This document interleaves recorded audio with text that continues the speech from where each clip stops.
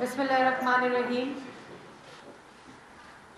पाकिस्तान की आवाम की आवाज़ उस वज़ीर आज़म के साथ है जिसको पाकिस्तान की आवाम ने तीसरी दफ़ा मुंतखब वज़ीर आज़म बनाया है।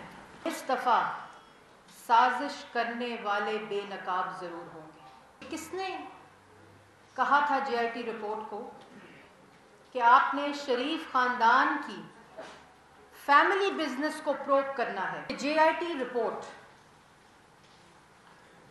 किसी तरह भी वज़ीर आज़म मोहम्मद नवाज शरीफ और शरीफ ख़ानदान के किसी भी फ़र्द से ये आईनी और कानूनी हक नहीं छीन सकती कि वो सुप्रीम कोर्ट में इस JIT के झूठ के पलंदे को चैलेंज करे। JIT रिपोर्ट को किसने कहा? उन्होंने फाइंडिंग देनी थी, 13 सवालात के जवाब ढूंढने थे।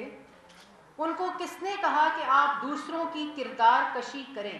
इसीलिए शरीफ ख़ानदान ने अपने तहफ़्फ़ुज़ात का इजहार एक आईनी और कानूनी तरीके से सुप्रीम कोर्ट में किया था कि ये JIT के जो अफराद हैं वो बायस्ड हैं। सुप्रीम कोर्ट के अंदर जो इस JIT को रिपोर्ट को जवाब मिलेगा आइन और कानून के दायरे में,